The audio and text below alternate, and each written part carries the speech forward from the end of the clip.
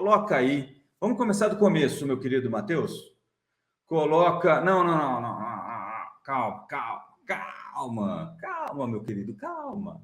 Sei que você está aí também. Está todo mundo oriçado nessa sexta-feira, final de semestre, hora de você dar uma olhada, ver se seus investimentos deram certo, deram errado. São 6 meses. Muita gente faz aquela rebalanceamento da carteira, né? Vamos supor que você está naquela carteira 70% renda fixa, 30% ações. Então, agora você olha para a sua carteira hoje, quando acabar o dia, e fala: minhas ações que eram 30% viraram 35%, então vou tirar 5% das ações e vou colocar na renda fixa, ou o contrário, né? Vai rebalancear a sua carteira no semestre, todo mundo meio oriçado, e ainda veio o CMN, que fez exatamente aquilo que Roberto Campos queria. Mas antes disso, lá na Rádio Gaúcha, o meu querido Mr. L falou o que sobre a meta de inflação, meu querido Matheus? Coloca aí aquele áudio que todo mundo gosta de ouvir, aquela voz rouca, sexy, sem ser vulgar, de Mr. L. E eu lembro que em 2005 as pessoas queriam reduzir a meta da inflação para 3%. E nós discutimos de não reduzir para 3%, porque senão ficava muito difícil a gente alcançar, sabe, o cumprimento da meta. É por isso que a gente aprovou no meu governo 4,5% com a banda para mais 2 e para menos 2, e era o que o Brasil precisava naquela época. Eu não sei qual é a decisão do Conselho Monetário, eles vão tomar a decisão. O que eu penso agora como cidadão brasileiro, é que o Brasil não precisa ter uma meta de inflação tão rígida, sabe, como estão querendo impor agora, sem alcançar. Sabe, a gente tem que ter uma meta que a gente alcança. Alcançou aquela meta, a gente pode reduzir e fazer mais um degrau, descer mais um degrau. Alcançou aquele outro degrau, desce mais um degrau. É para isso que a política monetária tem que ser móvel. Ela não tem que ser fixa e eterna. Ela tem que ser sensibilidade em função da realidade da economia, das aspirações da sociedade. Vocês lembram, depois disso, ontem eu mostrei para vocês, a curva de juros subiu.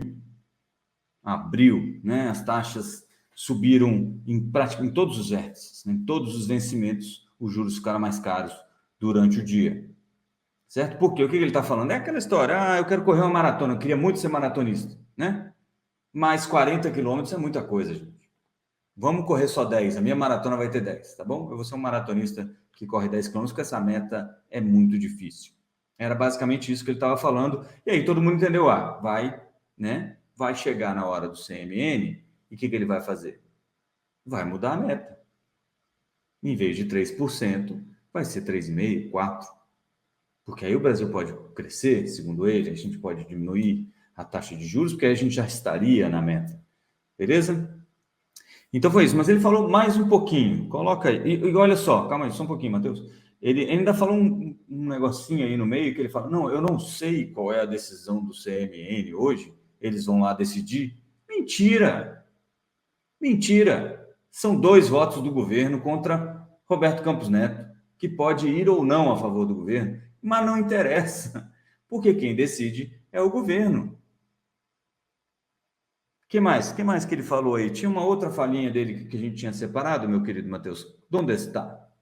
Não existe hoje nenhuma explicação econômica, sociológica, filosófica, do que você quiser pensar para que a taxa de juros esteja 13,75, porque nós não temos inflação de demanda. Se aumentava o juro quando você tinha uma demanda crescendo, que precisava reduzir a demanda. E o Meirelles cansou de fazer isso. Então, eu acho que é um equívoco. Não tem um setor da economia, a não ser o setor financeiro, não tem um setor da economia, seja das grandes empresas, pequenas empresas, médias empresas, pequenos varejistas, grandes varejistas, ou seja, todo mundo contra esse absurdo dessa taxa de juros, que ninguém pode captar dinheiro para investir a 14%, 15%, 16% de juros. As pessoas vão quebrar. Agora você tem um cidadão que me parece que não entende absolutamente nada de país, não entende nada de povo, não tem sentimento com o sofrimento do povo, sabe? E mantém uma taxa de juros para atender os interesses de quem? O seu, Lula. Ficou difícil, hein? Mr. L, sai dessa. E se você não gosta, por que não mudou, Mr. L? Porque, no fundo, você sabe que é o certo que está sendo feito lá pelo Roberto Campos Neto. No fundo, você sabe que Vossa Excelência, atrapalhou a queda dos juros durante 6 meses. Quanto que o senhor custou para a família brasileira? Lá em junho do ano passado, o corte de juros começava em março. Em novembro, após sua eleição, também. Por que que não teve corte antes? Porque o senhor não para de falar besteira. Não é criticar, ninguém está dizendo que não pode criticar, deve criticar. É muito alto esse juro. E por que que a gente não ajuda, então, a baixar? Democracia, presidente. Democracia é lidar com opiniões divergentes da sua. Democracia, presidente, não é só é democracia quando todos concordam comigo, né? Eu só sou tolerante quando todos concordam comigo. Isso não é tolerância. Isso não é ser democrático. Não à toa, estava lá naquele festejo noturno lá em Brasília ontem, no Foro de São Paulo, né? Falando outras atrocidades, né? Que é feliz de ser comunista e que deve ter repetido aquela besteirada lá sobre democracia diferente para mim ou para você, né? Em alguns lugares é democrático prender as pessoas. Inclusive, o jornalista, nessa entrevista, ele fala, presidente, eu fui preso na Venezuela. Ele fala, não, mas se você quiser, tem eleição na Venezuela, você vai lá e se candidata. Só que se você for lá para se candidatar, você vai ser preso. Pelo amor do guarda. Amor não, pela mãe do guarda, diz o Gilmar aqui, até me corrigiu. Obrigado, Gilmar. Eu uso essa expressão errada há muito tempo, então vai ser muito difícil que eu não fale ela erroneamente, tá? Mas vamos lá, até me perdi aqui. Pode colocar aí a matéria que a gente fez sobre isso. O Lula, então, falando do juro muito alto e da meta muito rígida de inflação. Está aí, ó. Está rígido, presidente, importante, né? Como, né, na quinta série do mandato antigo, tem a quinta série do mandato novo, e vamos nós. Eu não quero influir na decisão do CMN, blá, blá, blá, blá, blá. Isso é para nada, isso é mentira. Claro que influencia, eles sabem o que fazer, sabem como tem que decidir. Eu fui presidente, participei de muitas dessas, lembro de 2005, a gente falou sobre tudo isso ontem, tá bom? Vocês lembram? E a curva de juro abriu. No fim do dia, 5 e pouco da tarde, a curva de juro, pum, fechou. Por quê? Porque tinha o risco, o Lula, não sei se alguém, né? Alguém ganhou dinheiro com esse tipo de coisa. Não estou dizendo que é o presidente da República. Nem sei se ele entende de curva de juros. Provavelmente não entende.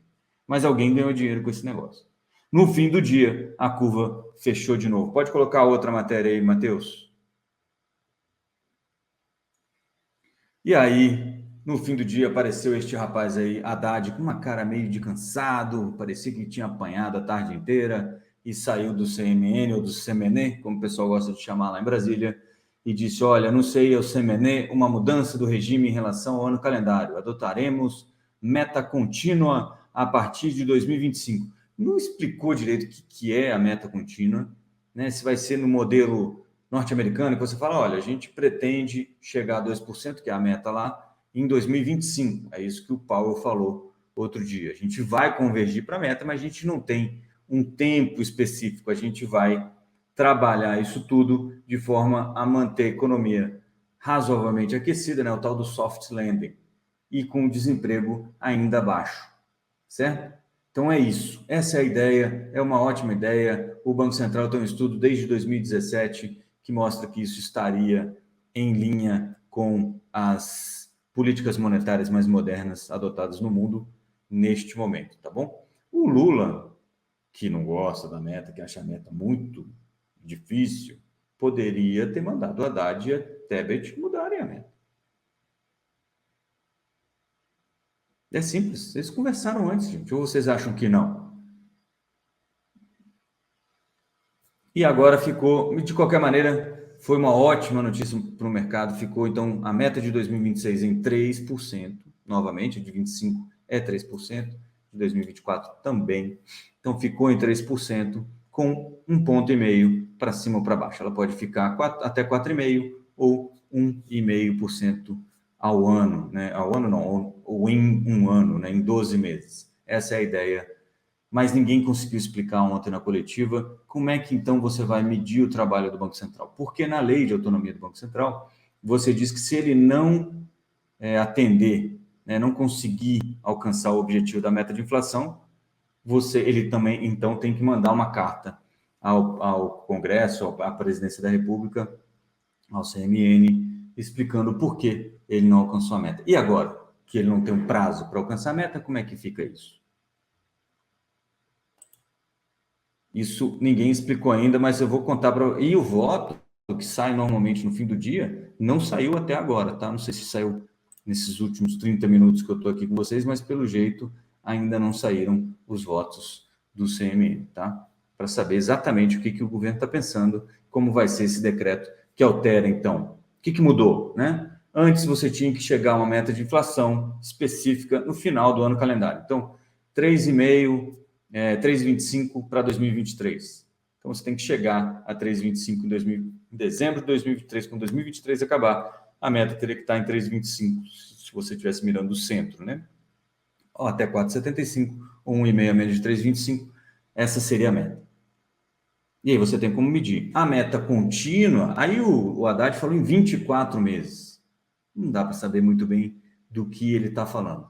O fato é que tem duas coisas aí importantes. Uma, o Banco Central venceu a discussão, mas o Lula entendeu uma coisa, provavelmente, que faz muito sentido para ele.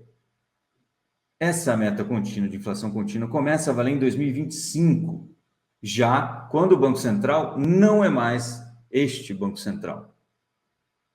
Provavelmente terá Galípolo como presidente, segundo as más línguas, ou as boas línguas, né?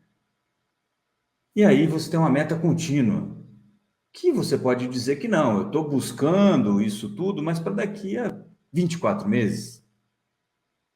E aí você pega todo o ano eleitoral sem o risco de o Banco Central aumentar os juros, como aconteceu no governo Bolsonaro. Olha que coisa louca.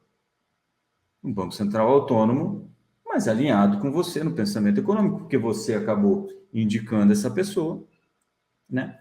Então, você empurra o problema um pouquinho mais para frente, porque a meta é contínua. Não tem bobo nessa brincadeira. Não tem nenhum bobo, tá bom? Banco Central venceu, venceu, mas o Lula também não perdeu. Prestem atenção. Muito bem. Bom dia, Rodrigo. Sabe qual é a diferença entre o Brasil e o submersível e o Titã? Ainda não. Eu não sei qual é a diferença. Eu acho que o Titã, ele era para boiar de vez em quando, né? Campos Neto defende meta contínua de inflação, ela é mais eficiente. Lá na apresentação do RTI, do relatório trimestral de inflação, ontem às 11 horas da manhã, Roberto Campos Neto foi, como é que se diz, perguntado sobre esse assunto muitas vezes, falou, foi feito um trabalho lá atrás, começou em 2017, esse estudo mostra que a meta contínua ela é mais eficaz. Esse é um aperfeiçoamento do sistema de metas que a gente acha interessante. Em alguns momentos na nossa história, o que aconteceu é que o governo ficou preocupado em estourar a meta no ano específico e acabou tomando medidas no final do ano que fizessem com que a inflação caísse de uma forma pontual e que gerou uma alocação de recursos que não era a mais eficiente do ponto de vista econômico, certo? Então, quando você ouviu, se vocês não ouviram, procurem aí no YouTube, no fim do dia, a entrevista coletiva do Haddad, o Haddad ecoava as palavras de Roberto Campos Neto. Tá bom? É isso. Ai. Vamos lá, o que mais tem aí, Matheus? Tá aí, ó. Haddad, mudança do regime é fundamental para o país. Olha aí que coisa. Cheio de coisa fundamental que até ontem não era. Mudança de regime é fundamental. O Brasil estará em sintonia com os demais países do mundo. Olha, vou falar para vocês. Eu não sei se o Haddad estava muito cansado ontem, mas parecia que ele não estava entendendo sobre o que ele estava falando. Tá bom? Assistam se vocês puderem. Nem durou muito a coletiva de imprensa sobre esse assunto. Mas é isso. Muito bem. Deixa eu ver se tem mais alguma coisa aqui, ó. Ai. Mr. L, olhe seu discípulo falando sobre matemática. Ele chama de matemática, mas só funciona no mundo fantástico de Haddad. E lembrem-se, ontem eu ainda falei, estou confiando no Haddad, Haddad não me decepcionou. Haddad, mora no meu coração, hein? Um beijo no seu coração também, estamos juntos. Estou convencido que não podemos conviver com essa taxa de juros. Estamos falando de 13,75 contra uma inflação projetada para 2025 de 3,1. Estou falando de política, não estou falando de política, estou falando de matemática. Claro que está usando os números meio, né? Vozes na minha cabeça, né? A inflação projetada é de 2025, mas a Selic é de hoje, né? Porque a Selic projetada de 2025 também não é 13,75, embora ainda assim esteja muito acima da inflação, acho que é 9, se não me falha a memória. Se você pegar aquela taxa de juro neutra, lembra que o Banco Central aumentou de 4 para 4,5, você soma com a inflação, então a inflação é 3 mais 4,5, 7,5, você teria aí para 9, 1,5 de inflação aí no campo restritivo, tá bom? Inflação real ainda vai estar bem alta se a inflação for 3, o juro real vai estar bem alto se a inflação for 3 e o juro 9, você ainda tem 6 pontos percentuais aí de juro real. Além disso, o nosso querido Moro, que também está tentando se salvar aí da cassação, defendeu o Campos Neto e pressionou o Lula, controle fiscal, que os juros cairão. O Lula sabe, Moro, o Lula sabe. Ele vai dizer que não sabia porque ele gosta disso. Essa é uma frase que o Lula já usou outras vezes em situações bem menos confortáveis do que essa discussão. Ele vai dizer, eu não sabia. Eu pensei que fosse do amigo e eu não sabia que era assim. É isso que ele vai dizer, mas ele sabe. O Moro disse o seguinte, onde estão os democratas que repudiavam os ataques às instituições, quando agora Lula ataca pessoalmente Roberto Campos Neto?